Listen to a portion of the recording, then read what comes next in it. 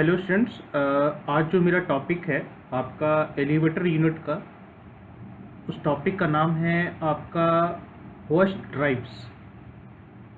तो आज मैं आपको इसके बारे में बताऊंगा कि होस्ट ड्राइव होता क्या है, कितने तरह का होता है और क्या क्या उनकी कुछ प्रॉपर्टीज़ हैं, वो मैं आपके साथ आज डिस्कस करूंगा।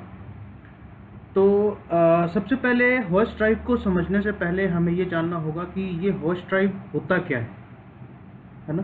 तो जैसा कि मैंने आपको हमेशा से बताया है कि किसी भी टेक्निकल टर्म को समझने के लिए उस टर्म को आप पहले ब्रेक करें, फिर आपको समझ में आएगा कि उसका एक्चुअल मतलब क्या है। ठीक है, तो जो आपका होस्ट ड्राइव है उसको अगर हम दो पार्ट में अगर तोड़ें तो एक वर्ड आता है आपका होस्ट, दूसरा आता है आपका ड्राइव। ठीक है, तो होस्ट का मतलब मैंने आपको बताया था जब एलिवेटर लेक्चर मैंने शुरू किया था अपना, तो उसमें होस्ट जो होता है वो किसी चीज़ को ऊपर उठाने और नीचे करने के लिए हम यूज़ करते हैं, तो उसको हम होस्ट मैकेनिज्म बोलते हैं। ठीक है, जैसे कि आप अगर एलिवेटर की बात करें तो एलिवेटर में क्या होता है आपका, एलिवेटर में जो आपका एलिवेटर बॉक्स होता है ना, उसको आप ऊपर लिफ्ट करते हो या उसको नीचे रिलीज करते हो। ठीक है, और उसमें होता क्या है, जो आपका एलिवेटर है तो उसमें आपका जो है वो एक सॉरी पुली होता है ना। तो पुली से आपका जो है वो इस तरीके से रस्सी ये जो है आपका रोप जो है वो नीचे की तरफ आता है। तो यहाँ से आपका जो है एक जो होता है वो काउंटर वेट होता है, ये आपका एलिवेटर होता है। ठीक है, तो इस तरीके से आपका जो है ये होस्ट मैकेनिज्म होता है और इसके हेल्प से फिर हम इसको एलिवेटर को अप या एलिवेटर को हम डाउन करते हैं। ठीक है, तो ये है हमारा जो आपका होस्ट ड्राइव सिस्टम है। तो ये था आपका कि टू रेज और lower a body by means of A drum और अ व्हील। ठीक है, मैं आपको फिर से एक बार बना देता हूँ। ये है आपका पुली, ये है आपका काउंटर वेट और ये है आपका एलिवेटर और ये है। तो इस पूरे मैकेनिज्म को हम होस्ट बोलते हैं। ठीक है, एक यही लिखा है इसमें कि रोप और चेन इज रैप्ड। रैप्ड मतलब क्या होता है, बंधा हुआ, घुमा हुआ। ठीक है, उसको हम रैप बोलते हैं। तो ये तो हो गया होस्ट के बारे में। ड्राइव क्या होता है, तो ड्राइव का मेन फंक्शन होता है कि जो भी मूवमेंट है, स्पीड है, टॉर्क है, उस चीज़ को कंट्रोल करना, उस चीज़ को ऑपरेट कराना डिपेंडिंग अपॉन आपका रिक्वायरमेंट। जैसे अगर आपको रिक्वायरमेंट हाई टॉर्क की है तो हाई टॉर्क को जो है वो ऑपरेट कौन करेगा, ड्राइव्स कराएगा।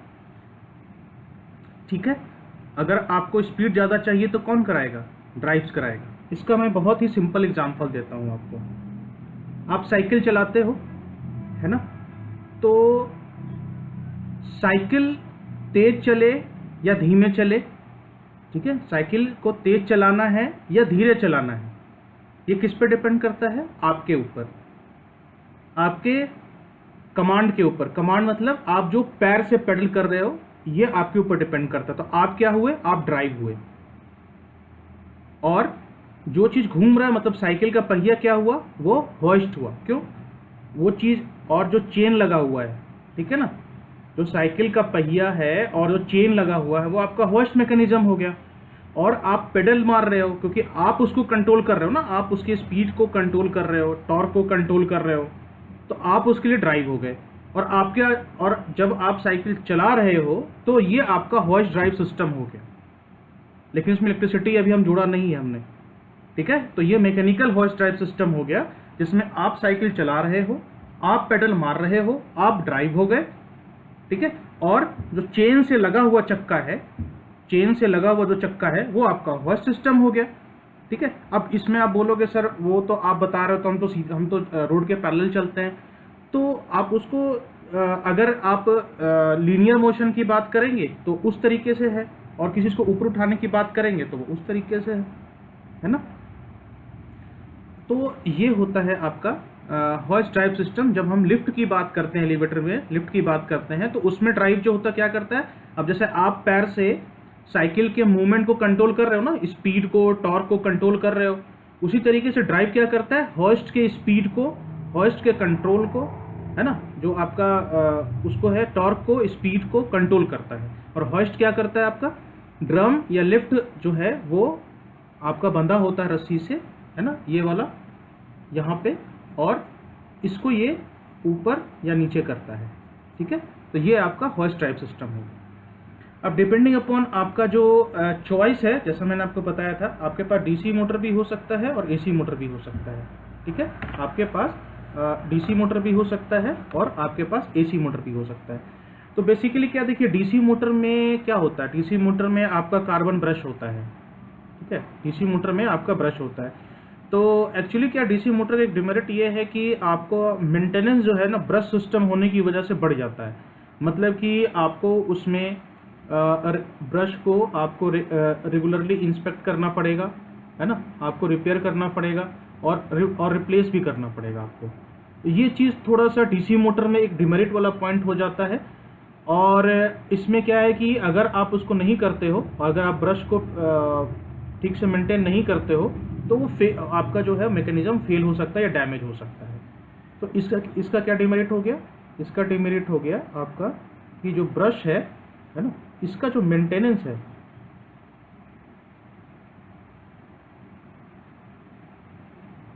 ब्रश का जो मेंटेनेंस है, ये आपका चैलेंज या कहो या फिर एक टिपिकल चीज़ है। लेकिन इसमें क्या होता है कि आपका जो है स्टार्टिंग टॉर्क ज़्यादा मिलता है, मतलब जैसे कि इसमें स्पीड कंट्रोल ज़्यादा आसान भी रहता है, ठीक है। इसमें बस एक रिक्वायरमेंट है आपका स्टैटिक कन्वर्टर। जो कन्वर्टर जो है आपका जो है, अब जैसे दो तरह का होता है, जो होता है वो आपका एक होता है AC टू AC कन्वर्टर होता है, और एक होता है आपका AC टू DC कन्वर्टर। तो AC टू AC कन्वर्टर तो हम यूज़ नहीं करते हैं, जिसमें हम AC to DC converter use करते हैं, इसको आप रेक्टिफायर बोलते हो, है ना। तो इसको यूज़ करके हम जो आपका DC वोल्टेज है उसको हम मतलब डिक्रीज या इंक्रीज करके हम स्पीड को कम ज़्यादा कर सकते हैं, ठीक है। तो ये आसान रहता है इसमें।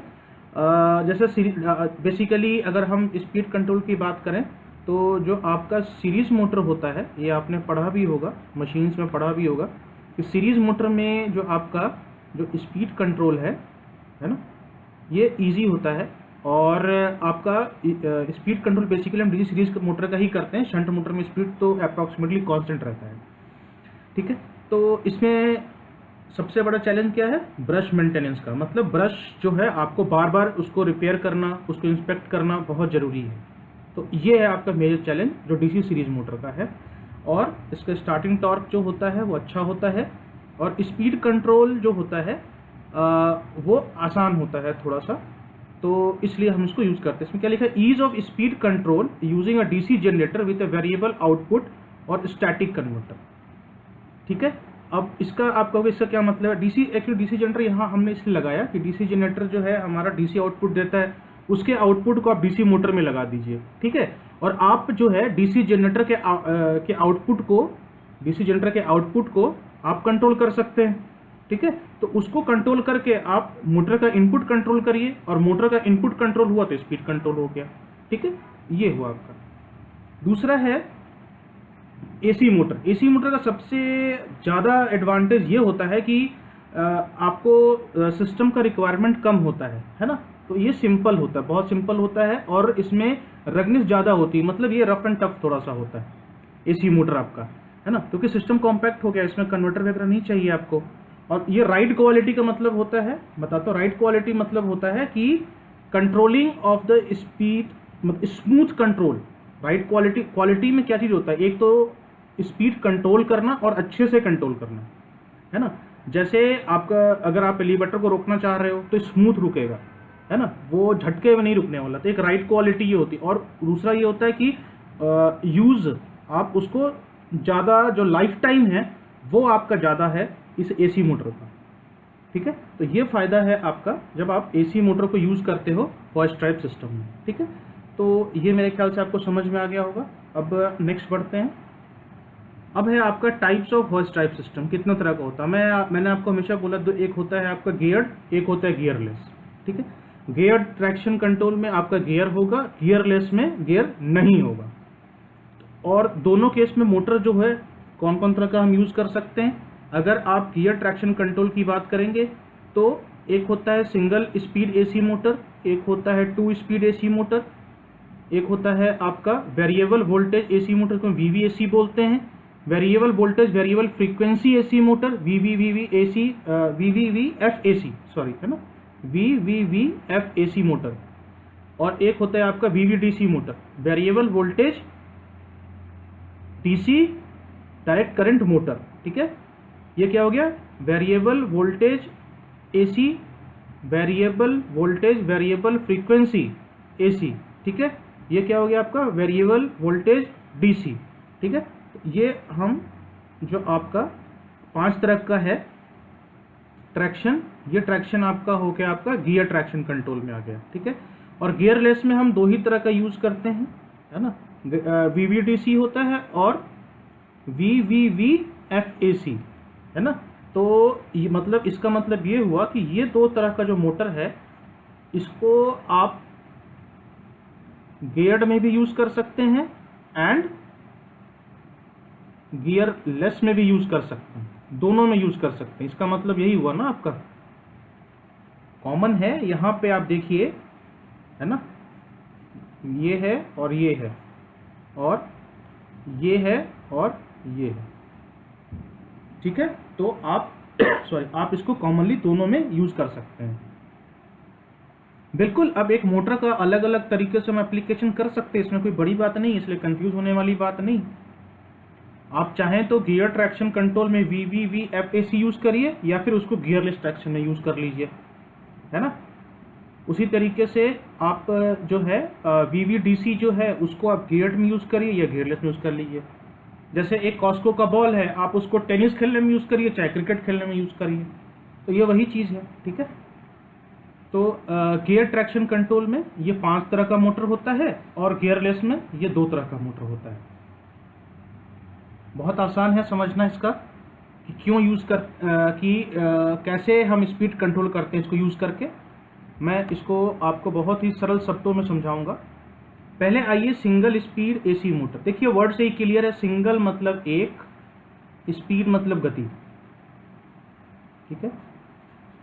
मतलब केवल एक ही गति होगा इसका, एक ही स्पीड में घूमेगा, जो आपने जिस आरपीएम का आपने लिया है उसी स्पीड पे घूमता रहेगा या फिर बंद हो जाएगा। इसमें आप स्पीड जो है आपका या तो बंद होगा या फिर आपका उसी स्पीड में चलता रहेगा। तो इसमें एक ही वाइंडिंग होती है, इसमें जो है आपका सिंगल मतलब एक हो गया, एक वाइंडिंग होती है, तो ये एक वाइंडिंग मोटर है ये, ठीक है। और दीज मोटर्स आर वोन फॉर 1 स्पीड, देखिए लिखा है ना, वोन मतलब होता है, आप मशीन में पढ़ा होगा, वोन मतलब क्या होता है, वाइंडिंग जो हम करते हैं तो उसको हम वोन बोलते हैं, ठीक है। फॉर 1 स्पीड, एक ही स्पीड के लिए वो होता है।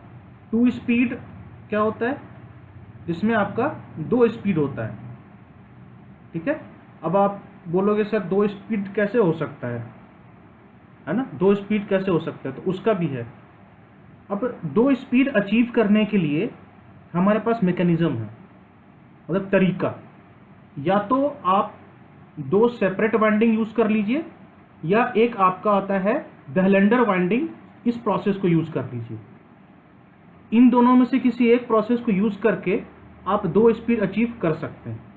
अब ये दोनों होता क्या क्या है, 2 सेपरेट वाइंडिंग में क्या होता है कि 2 अलग अलग वाइंडिंग होते हैं, है ना, और उसमें आप वेरिएबल स्पीड जो अचीव कर सकते हो पोलरिटी को चेंज करके।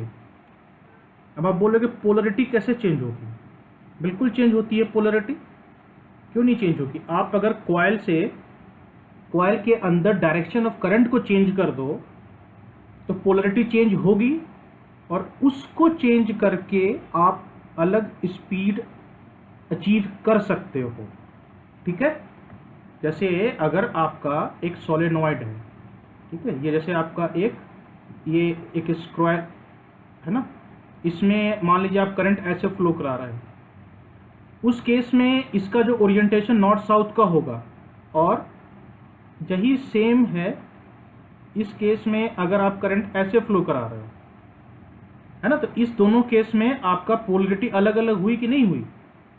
ठीक है, अगर आप इस केस की बात करोगे तो करंट यूं बाहर की तरफ निकल रहा होगा, इसमें से ऐसे करके निकलेगा, है ना, तो ये वाला उस टाइम पे नॉर्थ पोल बन जाएगा, ये वाला साउथ पोल बन जाएगा। लेकिन जब आप इधर से करोगे, ठीक है, तो ये साउथ पोल बन जाएगा, ये आपका नॉर्थ पोल बन जाएगा, वन ऑफ पोलरिटी चेंज।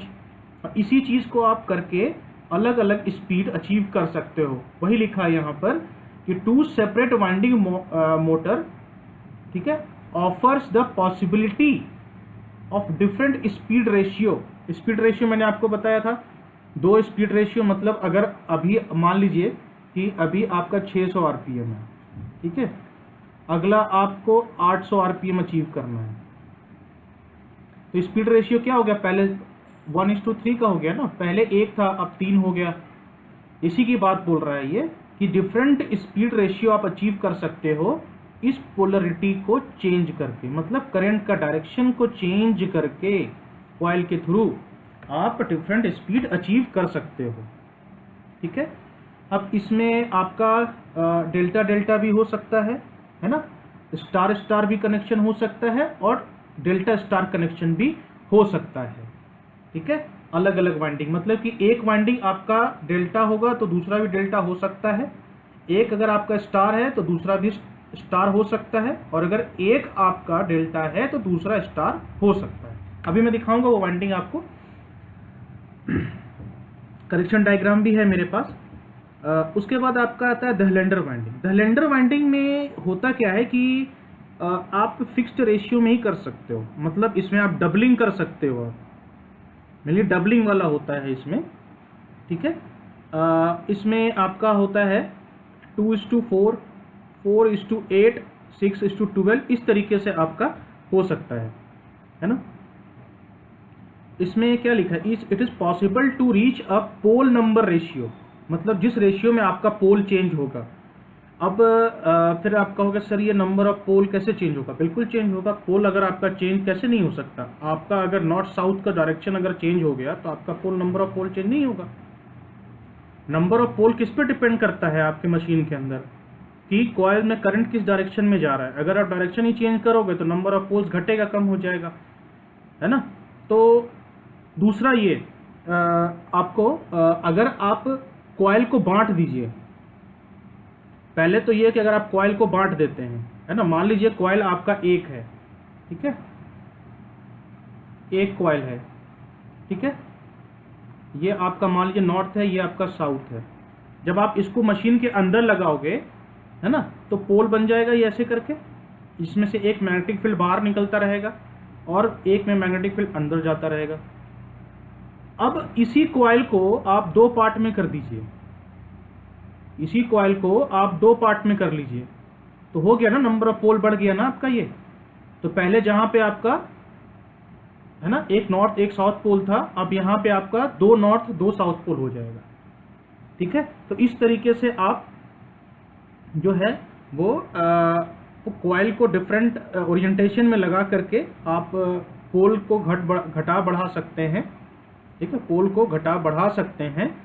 उसमें रेशियो 2:4 का हो सकता है, 4:8 या 6:12 का हो सकता है। इसका होता है आपका डेल्टा स्टार स्टार कनेक्शन लेते हैं या फिर स्टार स्टार स्टार कनेक्शन लेते हैं। ठीक है, अभी मैं आपको दिखाता हूँ। इसमें हो सकता है, मैंने जो अभी एक सेंटेंस बोला उससे आप कंफ्यूज कर रहे होंगे कि मैंने बोला पोल चेंज कर सकते हैं।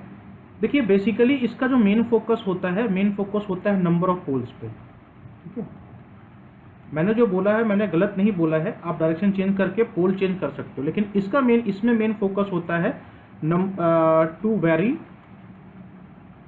Number of poles. और इसमें क्या होता है, इसमें इसका मेन क्या होता है, इसमें पोलरिटी को चेंज करना मेन मोटिव होता है। समझिए डिफरेंस, समझिए। ठीक है, इसमें पोलरिटी को चेंज करना मेन एम होता है और इसमें नंबर ऑफ पोल्स को चेंज करना एम होता है। तो अगर आपसे कोई पूछेगा टू सेपरेट वाइंडिंग और दहलेंडर वाइंडिंग में क्या डिफरेंस है, तो आप क्या बोलोगे? दहलेंडर वाइंडिंग में हम स्पीड वेरी करते हैं और नंबर ऑफ पोल को चेंज करके जबकि टू सेपरेट वाइंडिंग मेथड में हम पोलरिटीज को चेंज करके हम स्पीड अचीव करते हैं। ठीक है, जैसे छोटी छोटी चीज़ें हैं जो कॉन्सेप्चुअली याद होनी चाहिए। देखिए अब आपको मैं वाइंडिंग दिखाता हूँ। ये है टू सेपरेट वाइंडिंग का कनेक्शन, देख रहे हैं, ये आपका स्टार स्टार कनेक्शन है, ये भी स्टार है और ये भी स्टार। ठीक है, ये लो स्पीड का है, ये हाई स्पीड का है। ठीक है, अब इसमें ये आपका कनेक्शन डायग्राम है आपका इस तरीके से, L1 L2 L3 है, और हाई स्पीड के लिए आपका होता है इसमें L1 L2 L3 जो U V और 2U 2V और 2W में चला जाता है। ठीक है, तो इसमें एक्चुअली क्या है, दो अलग अलग वाइंडिंग हो गए ना, दो अलग अलग वाइंडिंग हो गए। तो ये वाला जो है, ये वाला 1U 1V 1W, वो तार यहाँ लगा हुआ है। ठीक है, वो तार जो है यहाँ लगा हुआ है। मैं आपको बना देता हूँ। ठीक है, चलिए ये उठाते हैं पहले इसको यहाँ से। ठीक है, ये यहाँ से आया 1U है ना, ये ऐसे लगा होता है, यहाँ पे ऐसे कनेक्शन होता है। ठीक है, उसके बाद आपका V, ठीक है, आपका जो V होता है वो ऐसे कनेक्शन होता है। ठीक है, और आपका जो W है, देखिए ये शायद आपकी किताब में नहीं होगा बट ये चीज़ जो है मैंने इसलिए दिया है क्योंकि आप लोगों के मन में रहता है कि इसमें जो है कैसे होगा। इसको हटा दीजिए, ये हटा दीजिए यहाँ से, है ना। तो ये इस तरीके से कनेक्शन होता है इसका। ठीक है, तो ये आपका हो गया लो स्पीड के लिए। उसी तरीके से अगर हम हाई स्पीड के लिए मैं अलग कलर ले लेता हूँ। अब इसमें है आपका U। ठीक है, कैसे बनाएंगे, ऐसे ले जाइए, इसको जंपरिंग करिए यहाँ से। ठीक है, और यहाँ पे लगाइए U।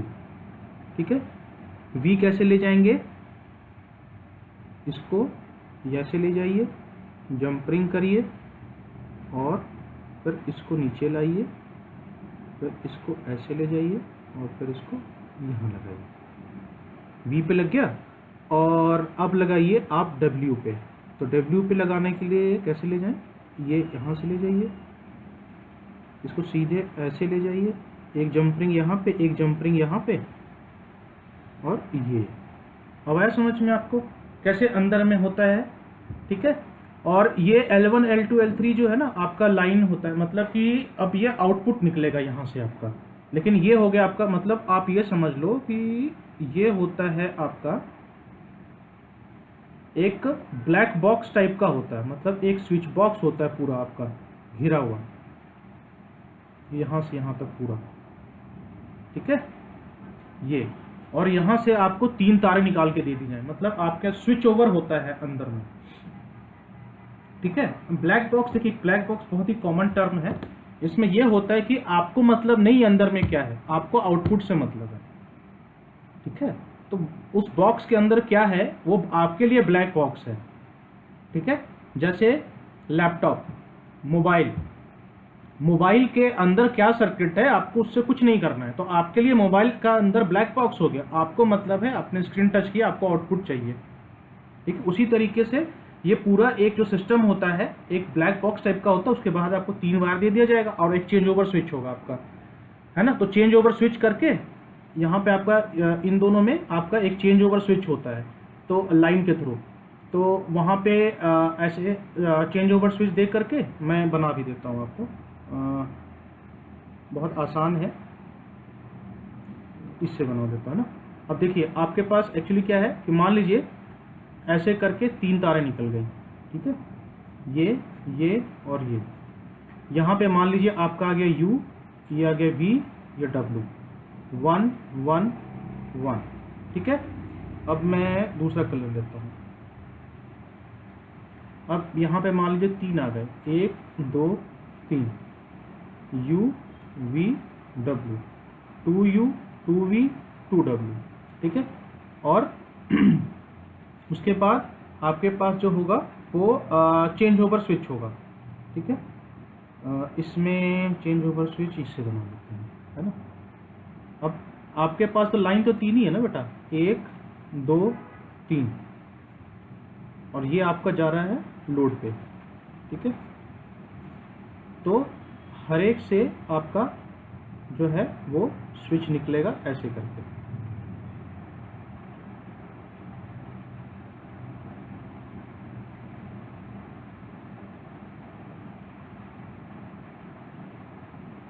ठीक है। इस तरीके से आपका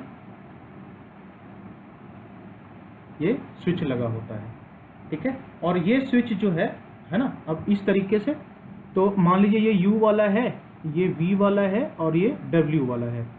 तो अब यहाँ पे आपने अगर इसको, अब ये U वाला इसके पास जाएगा और ये U वाला भी इसी के पास चला जाएगा, ठीक है। और उसी तरीके से ये V वाला जो है ये इसके पास जाएगा ऐसे करके, और ये वाला जो है ये जंपिंग होगा ऐसे इसके पास आ गया, ठीक है। और ये W वाला भी जो है वो ऐसे जाएगा और इसकी 2 बार जंपिंग होगी, अब यहाँ आ गया। अब क्या होता है कि ये चेंज ओवर स्विच होता है यहाँ पे। अब ये आपके ऊपर डिपेंड करता है कि आप सिलेक्शन कौन सा करते हो, ठीक है। तो जब आप ये वाला सिलेक्शन करोगे तो आपका ये लो स्पीड पे चल पड़ेगा, और जब आपका सिलेक्शन ये वाला होगा बड़ा वाला 2U, हाँ, तो ये आपका हाई स्पीड पे चल पड़ेगा, ठीक है। अब आया होगा समझ में आपको, ठीक है। तो इस तरीके से इसका पूरा होता है। देखिए इतना एक्सप्लेनेशन आपको बुक में नहीं होगा, और मुझे नहीं लगता कि ये बुक में भी दिया होगा, लेकिन मैं इसलिए समझा रहा हूँ कि एग्ज़ाम में आएगा तो कोई जरूरी नहीं इतना कुछ लिखने का। जो मैं आपको दे रहा हूँ, जो समझा रहा हूँ, आप वही लिखिए। ये मैंने आपके समझ के लिए बताया है, ठीक है। तो क्योंकि ये टेक्निकल ये सब टॉपिक जो है वो कॉन्सेप्चुअल टॉपिक है, तो केवल मैं ऊपर ऊपर से बता दूंगा कि देखो ऐसे लो होता है, ऐसे हाई होता है, तो आप भी सोचोगे कैसे। अब आपको ये दिमाग में आ गया, तो now you have the concept कि हाँ इसमें हम स्विच को चेंज करके करते हैं, ठीक है। अगर एग्जाम में अगर आ गया खुदा न खास्ता, तो आप अब इसको लिख भी पाओगे, अब आप अपने शब्दों में लिख पाओगे इसको, ठीक है। उसी तरीके से बेटा ये डेल्टा डेल्टा कनेक्शन होता है, ठीक है। एक डेल्टा ये, एक डेल्टा ये। तो अब देखिए, अब मैंने आपको ये एक्सप्लेन कर दिया, अब आपको ये खुद ही समझ में आ रहा होगा क्या कहानी चल रही है यहाँ पे। अब यहाँ भी यहाँ से 1U उठेगा, यहाँ पे आ जाएगा, 1V उठेगा, यहाँ आ जाएगा, 1W उठेगा, है ना, ऐसे करके ये यहाँ पे चला आएगा, यहाँ पे कनेक्शन हो जाएगा, ठीक है। ये वाला जो है आपका ये और ये सब आपस में जुड़ जाएगा, जैसे यहाँ पे मैंने आपको जोड़ करके बताया। और जो आपका 2U 2V 2W वाला है वो यहाँ पे आके जुड़ जाएगा, ठीक है। और फिर आप इस तरीके से आपका भी UVW होगा, और हाई स्पीड लो स्पीड पे आप सिलेक्शन कर सकते हैं उसको, ठीक है। अब आइए, अब आते हैं नेक्स्ट टॉपिक पे। ये है आपका the Helander winding. The Helander winding में आपको जो बताया था मैंने, अब आप देखिए कि हमने क्या किया। द हेलेंडर वाइंडिंग में अगर मैं फिर लिख देता हूं, मेरा मेन फोकस होता है नंबर ऑफ पोल्स, ठीक है। मेरा मेन एम होता है to vary number of poles. ये होता है आपका द हेलेंडर वाइंडिंग में।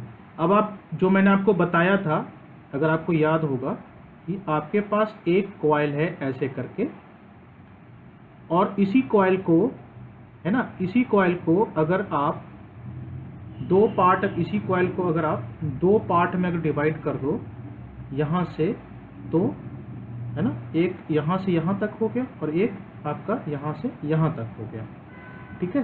तो आपका नंबर ऑफ पोल जो है वो चेंज हो गया, है ना। तो इस केस में आपका एक नॉर्थ एक साउथ था, इस वाले केस में नॉर्थ साउथ। अच्छा हाँ, ये डिपेंड करेगा बेटा आपका करंट के डायरेक्शन पे, ठीक है। मैं इसमें मान रहा हूँ कि करंट का जो डायरेक्शन है वो आपका ऐसे जाएगा, ठीक है, वो आपका इधर से जाएगा। वो याद है ना आपको, फिजिक्स में आपने पढ़ा होगा ऐसे करके और ऐसे, तो करंट का डायरेक्शन जब आपका एंटी क्लॉकवाइज हो जाएगा तो वो नॉर्थ बनाएगा, और जब क्लॉक होगा तो साउथ बनाएगा। तो जब इस कॉइल में करंट ऐसे जाएगा तो इस वाले के लिए एंटी क्लॉकवाइज हो गया ना, तो ये नॉर्थ बन गया। और यहाँ से देखोगे आप, मतलब कॉइल के पीछे से देखोगे इधर से, तो आपको करंट ऐसे ऐसे घूमता बाहर निकलता दिखेगा, है ना। तो वो आपका एक क्लॉक हो जाएगा, एक एंटी, मतलब एक clock anti clock, clock anti clock ऐसे करके, है ना। तो इस तरीके से आपका ये नॉर्थ साउथ बनता है। तो अगर मैं इसी कॉइल को दो पार्ट में डिवाइड कर दूं तो नंबर ऑफ पोल बढ़ जाएगा, मेरा बढ़ेगा ना। तो वही मैं यहाँ पे कर रहा हूँ। पहले जो था, मैं इसको मिटा देता हूँ, ये तो समझाने के लिए मैंने किया था। हाँ, ठीक है, ये मैंने समझाने के लिए किया था आपको। अब इसमें क्या है कि आपका पोल है वो हम वेरी करेंगे, ठीक है। तो यहाँ पे देखिए, पहले पोल था आपका एक ही कॉइल था। अब इस कॉइल को हमने दो पार्ट में डिवाइड कर दिया, ठीक है। ये हो गया लो स्पीड के लिए, ये हो गया हाई स्पीड के लिए। अब आपके मन में क्वेश्चन होगा कि सर एक ही कॉइल को हमने दो पार्ट में डिवाइड करके लो हाई कैसे बना दिया? बिल्कुल पॉसिबल है ये।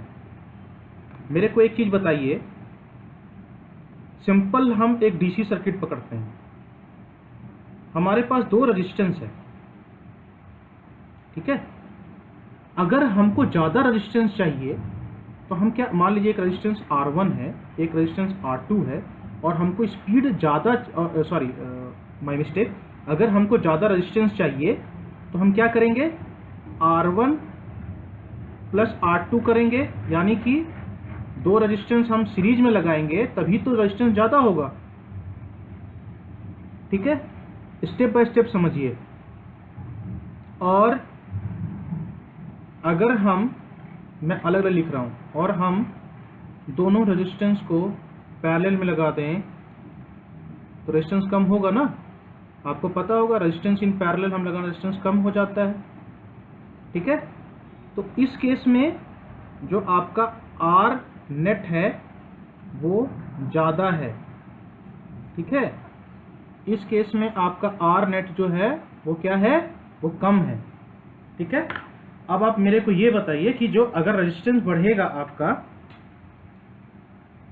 उसके बाद आता है V is equal to I R, ohm's law, V is equal to I R, ohm's law, ठीक है। तो अगर आपका सप्लाई वोल्टेज कांस्टेंट है तो करंट किस पे डिपेंड करेगा, R पे। यानी कि अगर आपका R घटेगा तो I बढ़ेगा ना, ठीक है। और अगर आपका R जो है अगर वो बढ़ेगा तो I घटेगा ना, वही चीज़ हो रहा है। अब यहाँ पे देखिए बेटा, अब इस केस में आ जाइए। अगर आप पूरे कॉइल की बात करोगे, है ना, अगर आप इस पूरे कॉइल की बात करोगे तो इसका जो रिएक्टेंस होगा, अगर हम इसको एक्सएल ले लें, है ना, अगर इसका जो इंडक्टिव रिएक्टेंस होगा, क्योंकि कॉइल में आपका इंडक्टिव रिएक्टेंस होता है, ठीक है, रेजिस्टेंस तो होता ही है लेकिन मेनली इंडक्टिव रिएक्टेंस ज़्यादा होता है। तो इसका रिएक्टिव इंडक्टेंस क्या होगा इस केस में। और अगर इसी कॉइल को अगर हम ब्रेक करके दो पार्ट में अगर हम कर लें, तो अब आप बताइए कि दोनों में से किस, इसमें अगर हम मान लीजिए XL1 मान लेते हैं, इसका नेट इंडक्टिव रिएक्टेंस, इस केस में XL2 मान लेते हैं, इसमें नेट वर्ड लिख देता हूँ, इसमें भी नेट लिख देता हूँ। अब आप मेरे को ये बताइए कि इन दोनों में से ज़्यादा कौन सा होगा। तो इस केस में क्या हो रहा है बेटा, जो XL1 नेट है वो आपका बड़ा है XL2 नेट से। तो जब आपका इंडक्टिव रिएक्टेंस, अगर आपका इंडक्टिव रिएक्टेंस ज़्यादा होगा तो क्या होगा, जो करंट है वो कम होगा, और इस केस में क्या होगा, करंट आपका ज़्यादा होगा। तो करंट कम होने से क्या होगा, आपका स्पीड डिक्रीज करेगा, इसमें क्या होगा, स्पीड बढ़ेगा।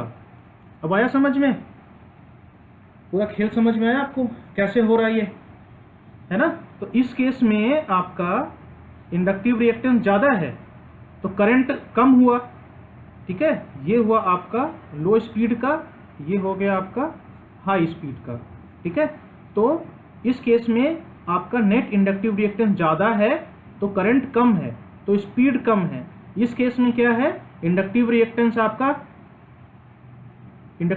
आपका कम है, ठीक है, तो करंट ज़्यादा है तो स्पीड ज़्यादा है, ठीक है। ये हाई स्पीड लिख लीजिए यहाँ पे, कंफ्यूज नहीं करिए आप लोग, ठीक है। ये अब आपको समझ में आया, मैंने आपको डीसी सर्किट से भी समझा दिया और कॉइल के सर्किट से भी समझा दिया। तो इस केस में देखिए क्या हो रहा है बेटा, इस केस में आप कॉइल को पैरेलल में कनेक्ट कर रहे हो, एक ही कॉइल को, तो इंडक्टिव रिएक्टेंस आपका घट गया, करंट बढ़ गया, करंट बढ़ा तो स्पीड बढ़ गई। इस तरीके से हम अचीव करते हैं। उसी तरीके से क्या है कि आपके पास स्टार स्टार वाइंडिंग है। इसमें क्या हो रहा था, आप डेल्टा से स्टार अचीव कर रहे थे, इसमें आप स्टार से ही डबल स्टार अचीव कर रहे हो, ठीक है। बस बाकी काम वही हो रहा है। इसमें भी आपका जो मेन गेम जो है, इसमें भी जो आपका मेन गेम जो मेन खेल चल रहा है वो इंडक्टिव रिएक्टेंस को ही वेरी करने का काम चल रहा है, ठीक है। दोनों में वही केस हो रहा है बेटा, इस केस में भी और इस केस में भी, बस तरीका अलग हो गया। इसमें जो था हमारा वो क्या हो रहा था, डेल्टा से स्टार में जा रहे थे, इसमें हम स्टार से स्टार में ही जा रहे हैं, ठीक है। तो इस तरीके से है। तो ये है आपका मेनली। देखिए इतना एक्सप्लेनेशन एग्जाम में लिखने का ज़रूरत नहीं है, मैं भी बता रहा हूँ। मैं अपने वीडियो में बहुत कुछ ऐसा आपको बताऊंगा जो आपके जनरल अंडरस्टैंडिंग के लिए ज़रूरी है, ठीक है। तो ये आपके जनरल अंडरस्टैंडिंग के लिए है, ताकि आपको चीज़ें रटना ना पड़े, आपको समझ में आ जाए कि काम कैसे कर रहा है, ठीक है, ठीक है। तो अब हमारा जो है आपका वो है आपका नेक्स्ट जो है वो है आपका वेरिएबल वोल्टेज एसी मोटर, है ना। तो वेरिएबल वोल्टेज एसी मोटर क्या है, variable voltage control use to control the speed by varying the voltage to the AC motor. मतलब जो आपका आर्मेचर में जो आप सप्लाई करोगे ना वोल्टेज, उस चीज़ को वेरी करके आप स्पीड को वेरी कर सकते हो, ठीक है। अब वेरिएबल वोल्टेज वेरिएबल फ्रीक्वेंसी में क्या करते हैं बेटा, इसमें वेरिएबल वोल्टेज भी है, वेरिएबल फ्रीक्वेंसी भी है, तो दोनों एक साथ हम यूज़ नहीं करेंगे, ठीक है। इसको कंफ्यूज मत होइए, दोनों हम एक साथ यूज़ नहीं करेंगे। हम जब रेटेड स्पीड से, है ना, जब आपका रेटेड स्पीड से कम चाहिए, है ना, तो उस टाइम पे हम वेरिएबल वोल्टेज लगाएंगे, और जब रेटेड स्पीड से हमें ऊपर का स्पीड चाहिए तो उसमें हम वेरिएबल फ्रीक्वेंसी लगाएंगे। मतलब एक ही मोटर में दोनों होता है, वेरिएबल वोल्टेज भी वेरिएबल फ्रीक्वेंसी भी होता है, ठीक है। तो अब इसमें क्या है, इसमें क्या होता है कि speed is inversely proportional to the applied field, ठीक है। और इसमें क्या होता है, speed is proportional to the voltage applied to the armature. इस चीज़ को हम यूज़ करके करते हैं, ठीक है। तो इसमें आपका वेरिएबल वोल्टेज और प्लस वेरिएबल फ्रीक्वेंसी दोनों होता है, ठीक है। तो रेटेड स्पीड से नीचे चाहिए तो वोल्टेज का वेरिएबल वोल्टेज लग गया, ऊपर चाहिए तो वेरिएबल फ्रीक्वेंसी हो गया, ठीक है। अब वेरिएबल वोल्टेज डीसी मोटर क्या है, speed is varying by the terminal voltage. देखिए आपका स्पीड का फॉर्मूला होता है V terminal minus IA R AC एयर, ठीक है, 5P kg। तो इस केस में क्या होता है कि अगर आपको स्पीड वेरी करना है तो आपको टर्मिनल वोल्टेज वेरी करना पड़ेगा, ठीक है। तो आप टर्मिनल वोल्टेज वेरी करोगे तो स्पीड वेरी करेगा डीसी मोटर का। ये कुछ नहीं है, ये मोटर इक्वेशन है, मोटर का आर्मेचर EMF इक्वेशन है, उसी को लिया गया है यहाँ पे। तो बस ये की जगह पर हमने VT minus IA R AC लिख दिया है, ठीक है। तो ये है आपका टोटल स्पीड कंट्रोल कैसे हर एक में कैसे कैसे होता है, ठीक है। और मैंने आपको कुछ रेफरेंस लिए हैं, तो इसको आप रेफर कर सकते हैं, ठीक है। तो ये था आज का लेक्चर जिसका नाम था आपका hoist drive. Okay, so thank you so much.